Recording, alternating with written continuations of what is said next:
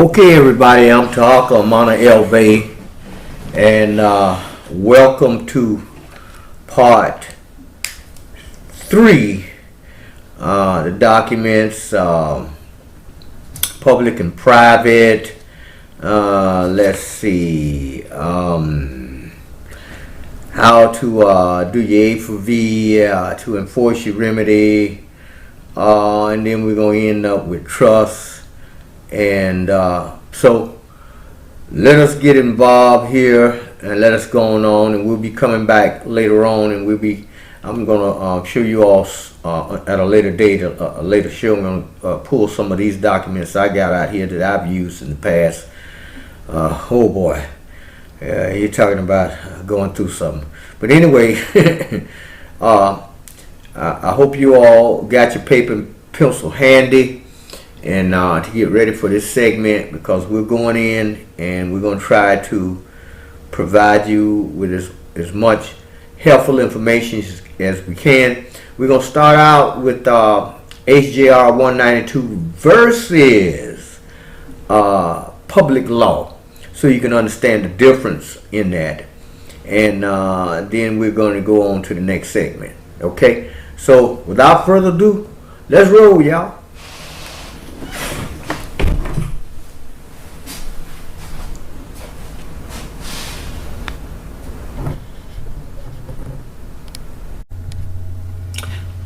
Okay, ladies and gentlemen, the first document that we're going to deal with is HJR 192 versus the law. Okay, we're going to read this thing, and I hope you all can see this. We got it set. I'm going to roll down. I'm not going to do the whole thing, because this we have this in our package at newdataelimination.com for people who are getting our secure party and creditor. But I just want to give you a glimpse at what we are supposed to be doing when we are trying to get a remedy to set off our debt. I mentioned this in the last broadcast when we did part 2, but now we're on part 3, and it is stated that the question was HJR 192 repealed? Okay, let's go in and let's find out about that. Was HJR 192 repealed? I can even count the number of times I've had gullible sovereigns ask me this question. They have blindly believed this patriot mythology without thinking it through. That's the problem. Sovereigns who are too lazy to do any research or think through a rumor thoroughly before blindly believing anything they hear or read. Stop watching the NFL games on Sunday and start thinking things through. First of all, HJR 192 is the short name for House Joint Resolution 192. So let's understand what a resolution is. A New Year's resolution applies to you, the one who made it, not to the next door neighbor or anyone else. You're the one who resolved to lose weight or quit smoking or exercise more, and your neighbor is not obliged to do what you resolved for yourself. HJR 192 is strictly a resolution that applies only to the members of Congress who resolved it and to its subjects. It can be modified at any time by Congress if they so choose, just as you can modify your New Year's resolution if you so choose. Let's roll up. However, modifying a public law is a little different matter. The law, in this instance, per the actual statutes at large, books is identified as Chapter 48-48, Stat 112. This gentleman said he went down to SMU Law Library, found it, and photocopied it for himself. It contains the very same wording as HJR 192. However, one is a resolution and one is a public law. Okay, and he set up his own rules called Kevin's Rule Number 4. Always do your own homework. Verify everything. Discern fact from error, truth from lies. Never act based on someone else's claims. If I refer to HJR 192. Am I not telling the listener or reader that I am a subject of Congress and that I am a citizen of the United States? Sorry, but that is the last thing he said he wanted to say. I can, however, say that the federal government has placed insufficient amounts of lawful money in general circulation, i.e. gold and silver coinage, thus forcing people to discharge their debts with commercial paper, putting them off to a future point in time, and restricting my obligation as a sovereign to pay a debt. I refer to the federal government's obligation to me as Chapter 48-48, Stat 112, not HJR-192. The federal government took away my ability to pay a debt with lawful money, but that doesn't make me a subject of Congress or of the federal government, and thus their resolution does not apply to me. However, their obligation to me under their public law does apply to me, because there is insufficient lawful money in general circulation to meet the needs of the people, which includes me. When the federal government took much of our lawful money out of general circulation in 1933, i.e. gold coins, thus leaving an insufficient amount of lawful money in general circulation to meet the needs of the people, i.e. only silver coin remaining, the Congress was required to give the people a remedy. That remedy is Public Law, Chapter 48-48, Stat 112 is that remedy. It states that the federal government will pay my debts dollar for dollar. Note, it does not say that the government will pay for anything I desire to buy, like a car, or, clothes, or whatever you just trying to purchase. Only that it will pay my legitimate debts. Most, if not all, of the state constitution require the state to pay its debts in gold and silver coin. By taking away a state government's ability to comply with its constitutional mandate of paying its debts in gold and silver coin, the federal government involuntarily restricted the state government's ability to function in a de jure capacity.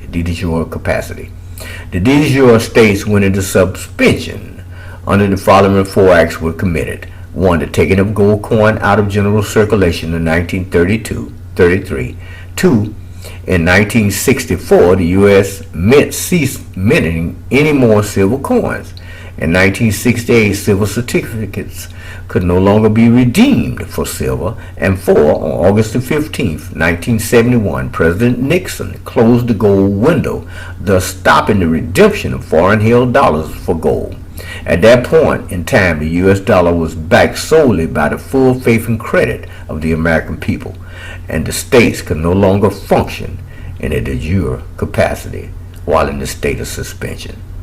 The states went into suspension because the federal government involuntarily forced the state to pay its officers, judges, employees, etc. with something other than gold and silver coin, which was required by the state constitution. This something other than gold and silver coin was nothing more than fiat money or script backed by nothing but the labor of the people. Thus, constitutionality, the states could no longer function in a de jure capacity because it no longer had the ability to pay its debts in the form of mandated by its constitution, i.e. contract with the people. Now I'm going to stop right there, and because I just wanted to give you this HJR 192 versus what you are supposed to be using to discharge your debts. And then we're going to go into the next thing. Now keep in mind, this thing goes on. I'm going to scroll all the way down here. It goes on and on. But I'm not going to read it, all of it. This comes along with your materials when you get our secure party creditor package. We're able to converse with you. If you make a mistake, we're able to work with you and get that settled. Okay? But right now, we're going on to the next segment. Okay? So y'all hold on.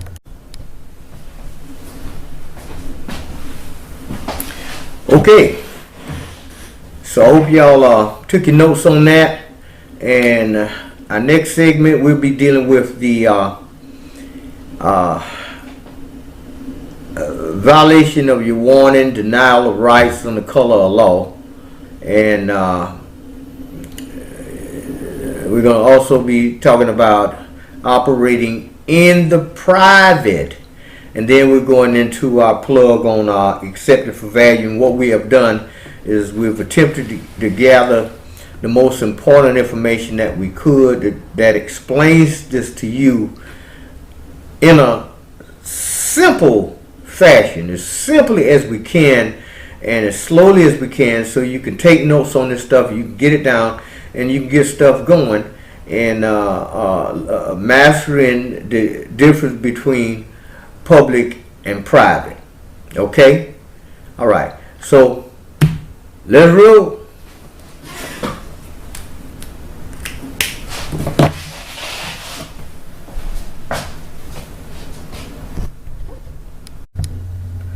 Okay, now the next document we want to deal with, because there are some key words that we want to make sure that we clearly understand. There are a lot of people out there that know this stuff, but for those people who do not, these are the people that I'm talking to.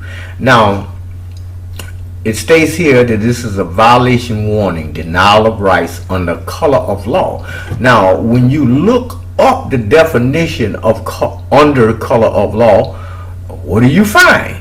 Okay, let's go in here and let's take a look at this thing and let's read it, and I want you to see how this thing is constructed. Okay, first of all, we have right here on this line here, we have I certified that the foregoing information stated here is true and correct, and it has a place for a citizen's signature. Now, what is a citizen? And then right up here you got the citizen's statement. Then right here it's got a name and address for a citizen. Now, men and women, people as operating the private in a full sovereign capacity, you don't have an address. I don't have an address on my home.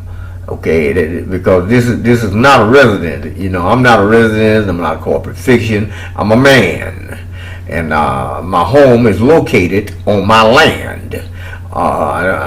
It's not on a lot. I'm in the private. When you come to my home, you see signs around it that say private. Okay? Legal notice and warning. Federal law provides that it is a crime to violate the rights of a citizen under the color of law. You can be arrested for this crime, and you can also be held personally liable for civil damages. Okay? Attempting to cause a person, now keep in mind the word person, this is what I want you to look at, to do something by telling that person that such action is required by law when it's not required by law may be a felony. 18 U.S.C. 242 provides that whoever under the color of any law, statute, ordinance, regulations, or custom. Now, all of this is in commerce, maritime amity, commerce. Willfully suggests any subjects any person in any state, territory, commonwealth, possession, or district to deprivation of any rights, privileges, and that what goes to beneficiaries when they are operating out of their sovereign capacity. Immunity secured, protected by the Constitution or laws of the United States shall be fined under the title of imprisoned not more than 1 year or both. 18 U.S.C. 245 provided that whoever not acting under color of law intimidates or interferes with any person from participating in or enjoying any benefit, service, privilege, program, facility, or activity provided or administered by the United States, or applying for or enjoying employment or any prerequisite thereof by any agency of the United States shall be fined under this title or imprisoned not more than 1 year or both. I'm not going to read the whole thing on this, but what I'm trying to get you to see is the documentation that is being used, especially when you are applying for jobs and stuff like that, and you're trying to get incomes and stuff. I would, in a situation like that, I know that a lot of people, they're not accustomed to stuff. They don't know how to live in the private. They don't have a trust set up. They don't even know the difference between public or private. But they are studying this stuff and they want to be free. But what I'm doing here today is I'm providing you with some information so you can see how how the United States of America Corporation deal with its employees. Because if you are operating in a fictitious capacity, when you hear the word registration, you're trying to do that. You have the right to travel, but you are using somebody else's privilege to have a license, which is all in commerce. They're indicating that if you have a driver's license, then you're automatically being paid to drive, even though the only thing that you're doing is you are traveling and taking your child to school, or you're taking your mother to church, or you're taking yourself to the grocery store and buy something, and they can stop you at any time because you have bought into their privileges and benefits and ignore your right that you were born with. So far they're not ticketing newborn babies when they're beginning to walk, and they're walking across the floor and they're riding in the baby seat inside the car. They'll give the parent a ticket, but they haven't begun ticketing the child too, even though if the mother has placed the child as a ward of the state, they can also write the child a ticket. It's amazing that the things that you can do when you don't wake up and you start exercising your authority as a man or a woman. Okay? Alright, so we're going to move on from this document and we'll go to the next one. Alright? I hope y'all got that. Okay, let's take a look at this article here.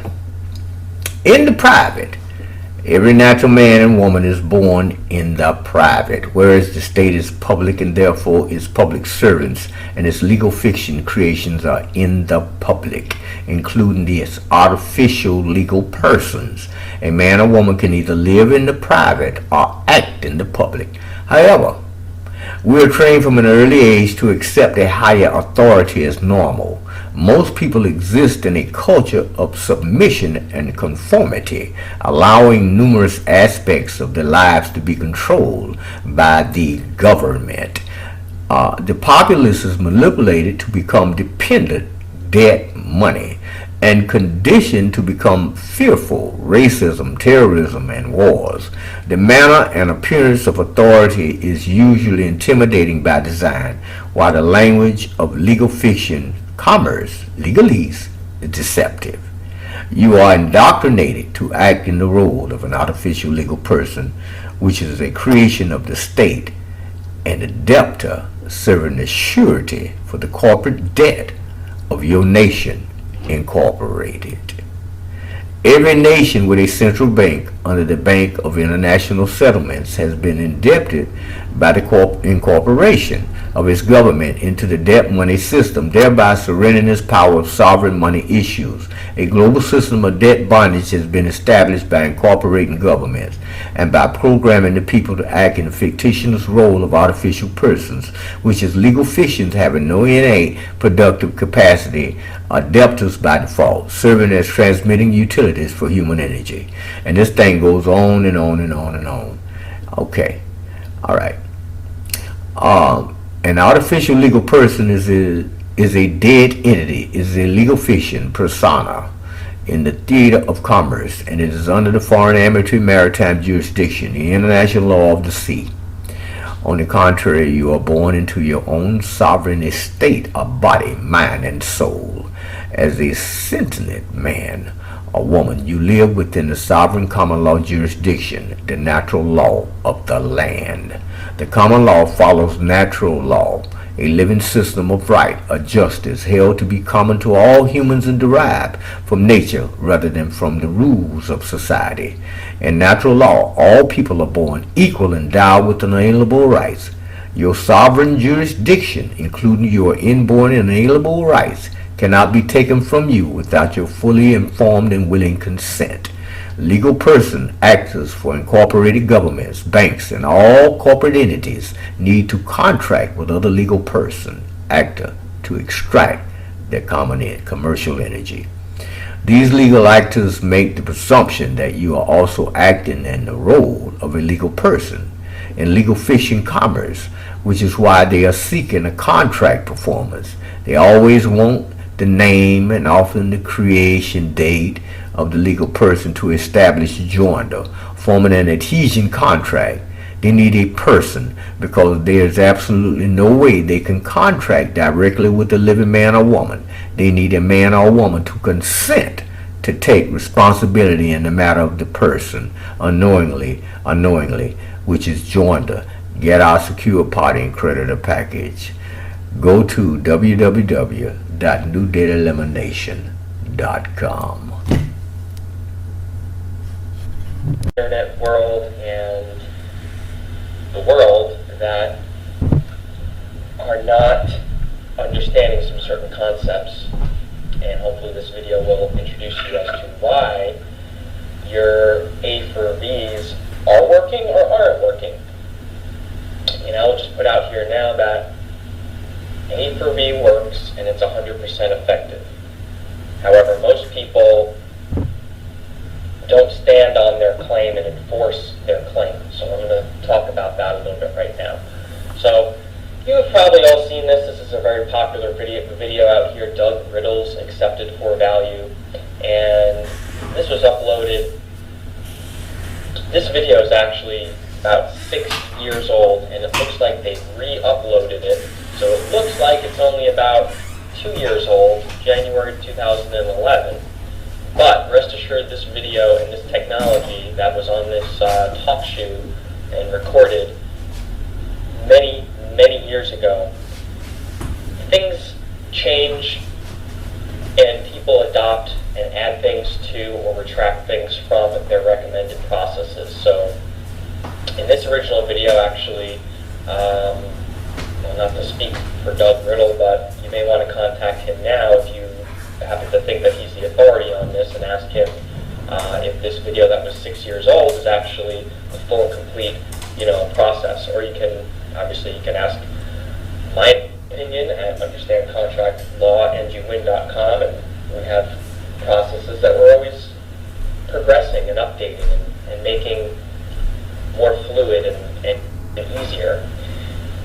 Now, let me show you. So if you go to Google and you type in A for B examples and click on images, you'll find a whole bunch of different language and examples of people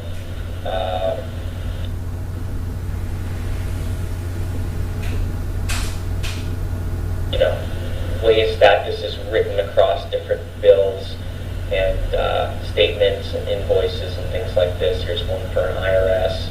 So this purpose of this video is not to cover what to write on it, so on and so forth. You can write whatever you want on it.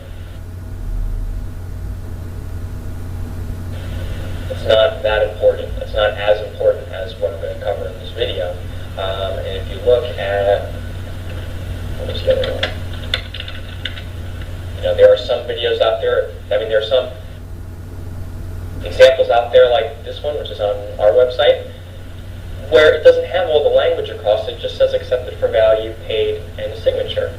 So this successfully was able to discharge a mortgage. Well, the person who executed this was able to successfully discharge a mortgage. And they didn't have to write. It's not as much as what you write across it. It's about if you can enforce your claim. So let me cover that right now. I can close out this window and close out this window. First off, what is a claim? The dictionary.com defines claim as to demand by or as by virtue of a right. Demand as a right or as due. To claim an estate by inheritance. To assert and demand the recognition of a right, title, possession, etc. Assert one's right to a claim for payment for services. To assert or maintain as a fact. She claimed that he was telling the truth. To require as due or fitting. To claim respect. So, in this example, if you deserve respect and someone's disrespecting you, you're going to open your mouth and you're going to let it be known, hey, I deserve respect. You're claiming respect. What were to happen if you were to remain silent and let somebody disrespect you? Well, you're not enforcing your claim. And you're going to let people walk all over you. And that's the same thing that's going on with 90% of the people that are saying A for V doesn't work, is that they're not claiming respect.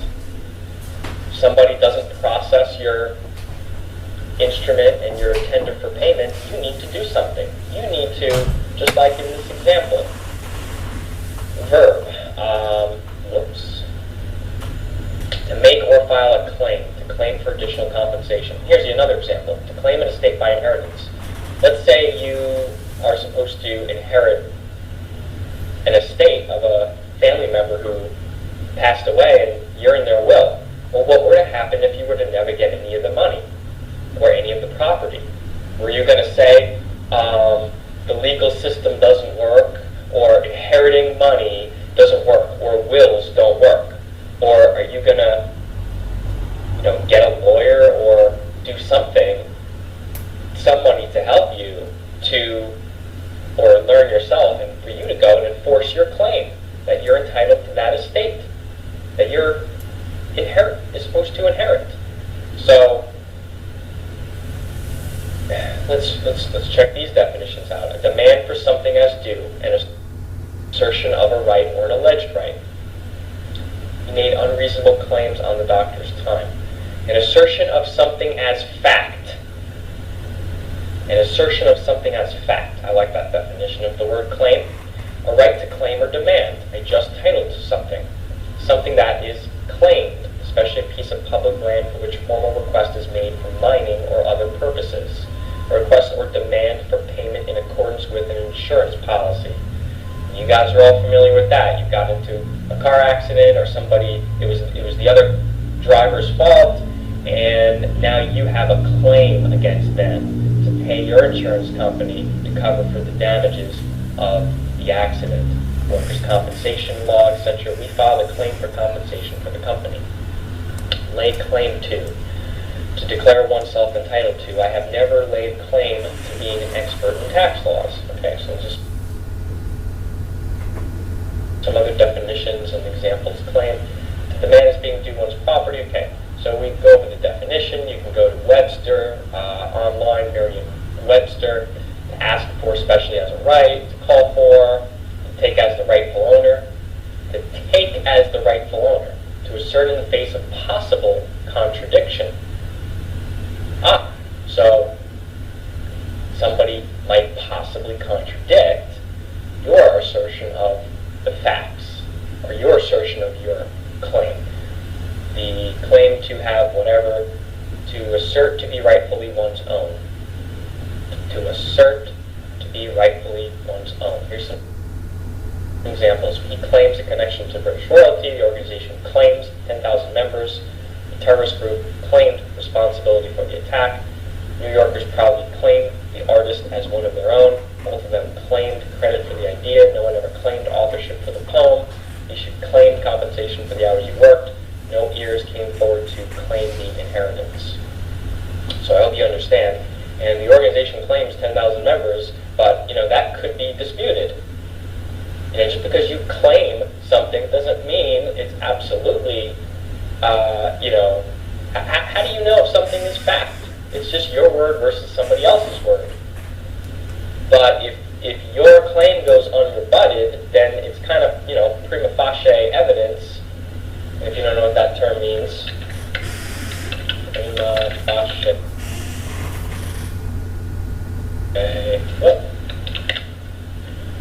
The Latin expression meaning on its first encounter, first blush, or at first sight. The literal translation would be at first based, at first appearance. And a fact presumed to, here's a better definition of prima facie. A fact presumed to be true unless it is disproved. In common parlance, the term prima facie is used to describe the apparent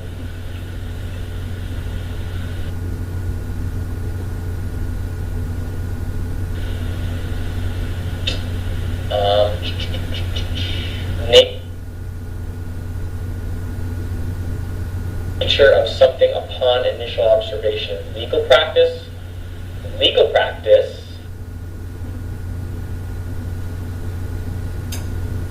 which is presentation of sufficient evidence by a civil claimant to support the legal claim or a piece of evidence itself. In most civil claims, a plaintiff must present the prima facie case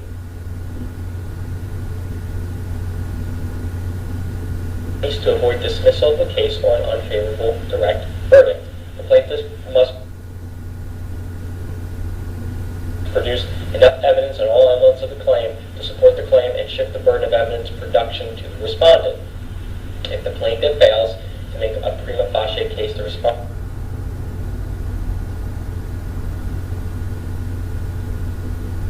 may move for dismissal or a favorable directed verdict without presenting any evidence to rebut whatever evidence the plaintiff has presented. This is because the burden of persuading a judge or jury always rests with the plaintiff. So,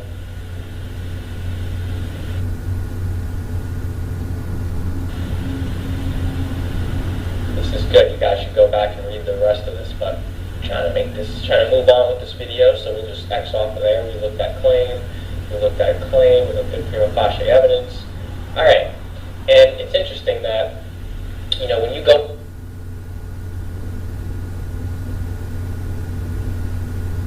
into a courtroom, you will, before you enter, you will see this image of this statue, Themis.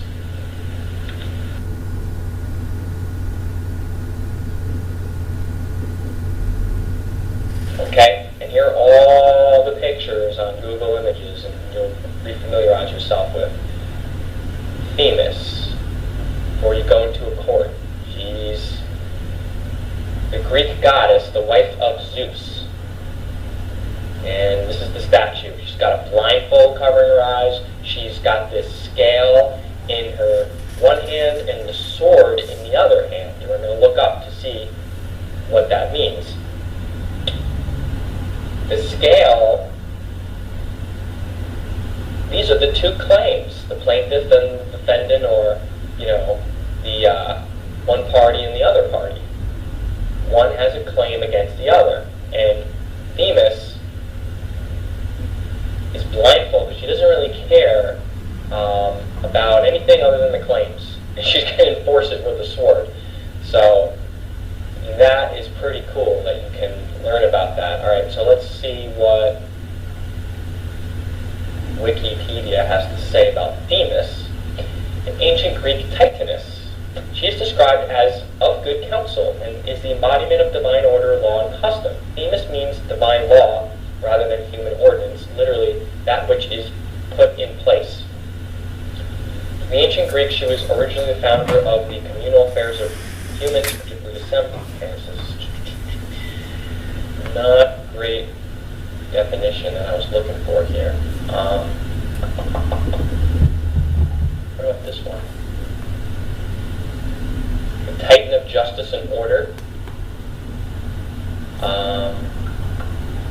Let's try to find a better definition. Venus. Let's put this one. Here's a great one. Themis was the Titan goddess of divine law and order, the traditional rules of conduct first established by the gods. She was also a prophetic goddess who presided over the most ancient oracles, including Delphi. In this role, she was the divine voice who first instructed mankind in the primal laws of justice and morality, such as the precepts of piety, the rules of hospitality, good governance, conduct of assembly, and pious offerings to the gods. In Greek, the word Themis referred to divine law, those rules of conduct long established by custom. Unlike the word nomos, the term was not usually used to describe laws of human decree. Themis was an early bride of Zeus and his first counselor. Really? Zeus's attorney, basically. She was often represented seated beside his throne, advising him of the precepts of divine law and the rules of fate. Themis was closely identified with blah, blah, blah. Okay, now, daughter of Uranus, married to Zeus, by whom she became the mother of the Horites.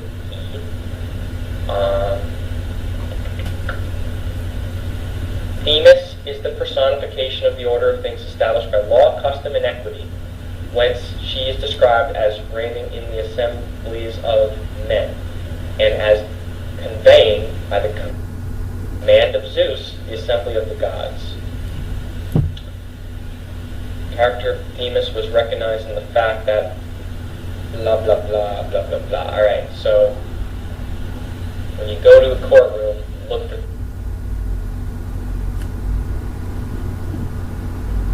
Themis, and she's weighing opposing claims. Here's some interesting pictures I found of different artists' renditions of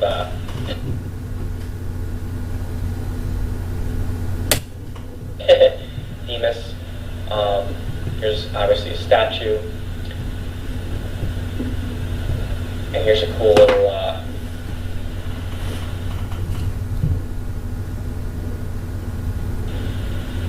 modern day cartoon version.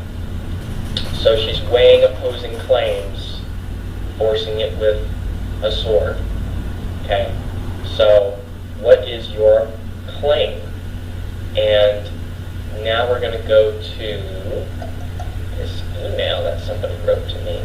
So I sent them that video about Doug Riddle. They wrote back, I'm familiar with Doug's process. It's not much different than the process I've tried and failed with, or thought I failed. So I wrote back,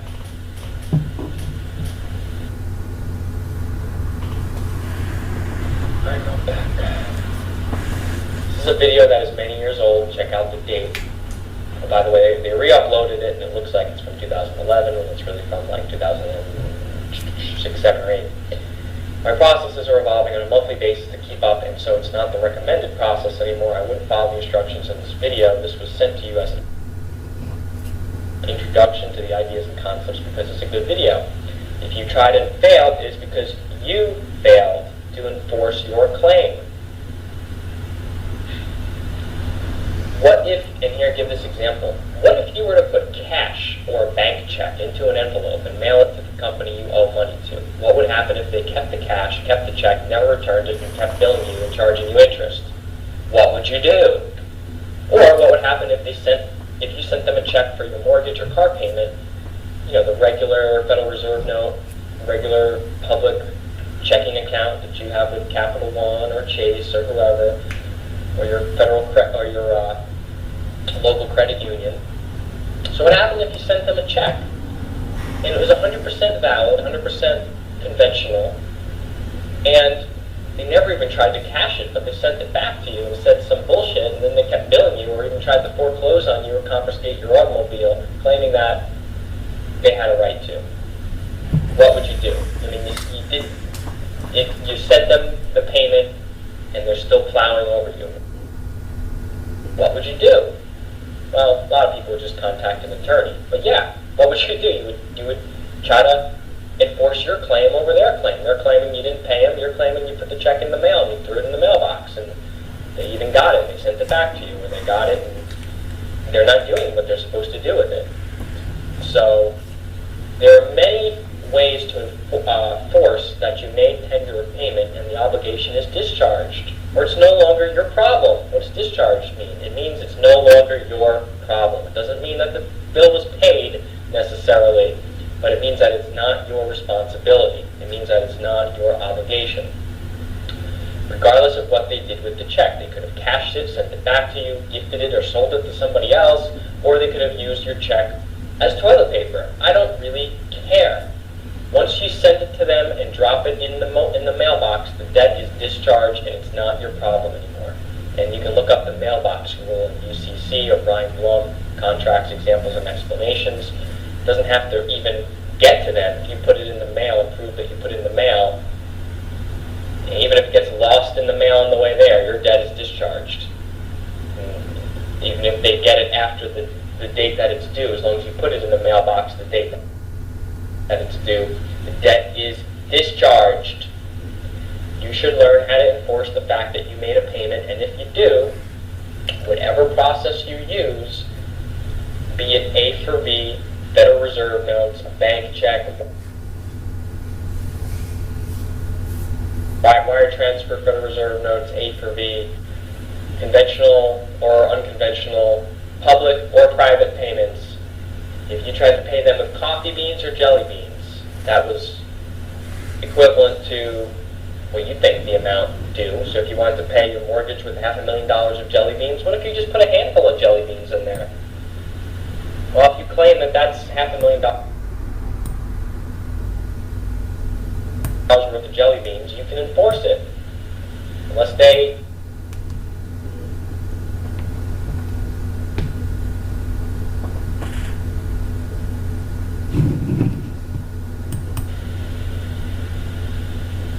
send it back to you with proper notification of why it's insufficient according to your previous contract, then you can really discharge a debt with anything.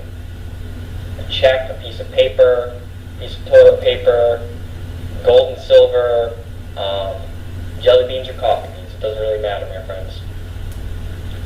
Debt would be forever discharged and not your obligation now. You know, it's going to be a fight. It's going to be a battle. The company is probably going to push through and try to foreclose on you or try to keep billing you. But it's not my problem. Sticks and stones will break my bones and names will never hurt me. I don't care if you keep sending me bills as long as they've got no legal force and effect. And if the issue ever came up, including one party tried to sue the other party, me suing them or them suing me, I know I can enforce my claim and that I would win. I've got a solid way to enforce my claim. And I'm not going to go into the ways that we do that. You can contact us through our website. You can go to understandcontractlaw@win.com and you can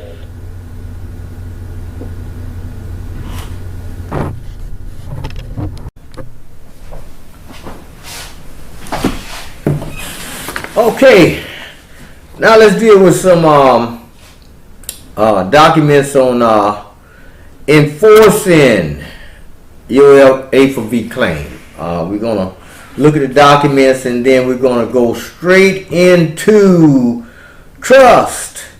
And this is we selected this particular plug because, in my opinion, I think they did a wonderful job explaining this thing about trust and what happened and how this thing operates and how the United States is doing this stuff, so that you will have more clarity on knowing how to live in the private and knowing the difference between public and private and how to do that stuff. And after that, I'll be coming in, I'll introduce you to my website and stuff, and we'll close this segment out, and then we'll start getting ready for part 4. Okay? All right, here we go.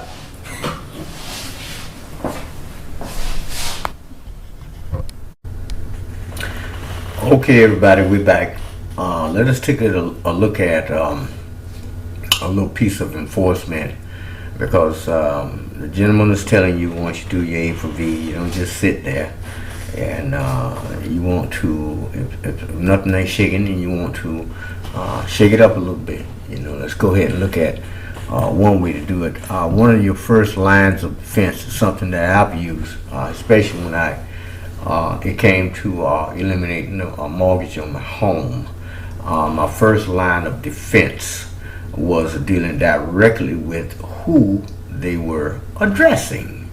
I noticed that every time they send me something in the mail for me to pay the mortgage, it was always addressed to a title in all capital letters. And I kept looking at that, and for the first time I had really started looking around at that. But then I noticed that when I get junk mail or something comes to me in the mail, somebody trying to do business with me, it was always addressing me in upper and lower case letters. And I started watching this for a while, so what I did was I sent the mortgage company a letter. I said, could you please, there's something wrong. We both went to 3rd grade and we both took 3rd grade grammar, but you keep addressing me as some type of corporation or some type of fiction or somebody that's dead or something in all capital letters, just like if you would go to the cemetery, to a graveyard, and you look at the gravestones, everybody there is in that's on the ground. The name on the gravestone, or the title on the gravestone, is in all capital letters throughout the entire. So that's because everybody there is dead. But I'm not dead, and I'm not a corporation. I'm not a corpse. I'm not a fiction. I'm a man.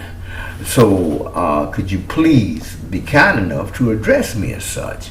And they send a letter back and say, well, that's the way it is in our computer. And I sent them a letter back and saying, well, I don't know what kind of computer you have, but over here in my computer, I'm able to type it in upper and lowercase and address him as a man. So that was my first line of defense.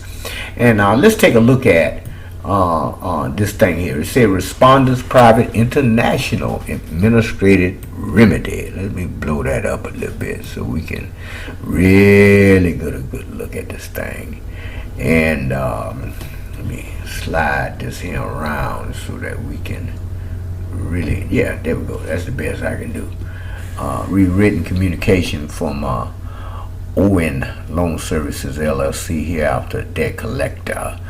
Dated January the 23rd, 2012, a copy of which is attached herewith, made fully part hereof, and included herein by reference. Okay, now, when you are bringing a debt into question, what I've always learned to do is I'm going to accept whatever offer that they have sent me claiming I owe the debt, and then I'm going to do a non-negotiable counter offer, and I'm going to attach my affidavits to that, and we'll show you how to do that once you get your little materials. However, I would always attach to the package whatever it is that they're claiming that they owe, and the first thing we are pointing out to them is they are trying to collect something from the wrong man. They are regarding a man as a person stuff, so we bring that out. But this is a masterful document. I want you to see how it was written. Notice by written communication security agreement. This notice by written communication / security agreement hereafter. Notice by written communication provides ON Loan Services LLC hereafter user notice that alleged debtor John Doe is a common law copyrighted trade name, trademark of John Doe, hereafter the secured party, and that any unauthorized use of John Doe copyrighted by user constitutes copyright, trade name, trademark infringement, and all such use is strictly prohibited. All rights reserved. Common law copyright of trade name, trademark, John Doe copyright, as well as any and all derivatives and variants in the spelling of said trade name, trademark, copyright 1988 by John Doe copyright. Said trade name / trademark John in all caps Doe copyright may neither be used nor reproduced, neither in whole nor in part, nor in any manner whatsoever, without the prior express written consent and acknowledgement of John Doe. Now, something I want you to pay close attention to, and this guy's what he's doing is, even here when he's writing John Doe, he's doing it as an autograph. He's not just saying John Doe. He's the first name should be John / if you got a middle name, we'll say Mark. Will be a line and then Mark, and then Doe of the family Doe, as signified by the red ink signature of John Doe hereafter secured party. And this thing goes on and on with the first line of defense in dealing with the situation involving somebody claiming that a man owes a debt. And it goes down and it goes on, and it talks about the UCC financial statement. I'm not going to read all of this stuff to you. I'm just trying to show you what's available to you, and that you can use when dealing with these people, the debt collectors, mortgage companies, and all this stuff. And these are the things that we use. And of course, it's got a place for his signature and and all of this stuff. But once you get your stuff, we show you how to do that. And I just want to bring this point out for you, so you'll know how to deal with your debt collectors. You don't just sit there and do nothing. People, because see what we do. Let's say you are gonna sign up for a credit card, and they're gonna give you an agreement. But in most cases, the same thing happened at car dealerships. Same thing happened with your home. Same thing happens when you're renting a house or anything that you're doing. They pass documents before you, but we do not take the time to read the documents. We don't tell them, look, before I do this, let me take your contract home and look over it. And before I sign it, then I come back tomorrow, and then we can do business in regards to this credit card, this automobile, whatever it is that you're going to do. We don't do that. We're so busy trying to get what we came to get, and we're on pins and needles. We don't want to leave the bank unless they can assure us that we're going to get the credit card and we're going to sign anything they want, or if they send it online. I hope they give me this. If I go to a dealership, man, I'm doing it, man, I sure hope I get that car. But we don't read anything. And the next thing you know, we knee deep and all kind of stuff because you signed a contract that you didn't even read. They wrote the contract, so the contract benefits them. I just want to put that little bit of information out before we go to the next segment. And this document here also comes along with the stuff. We've got your secure party credit information from us. Okay? All right, let's roll on.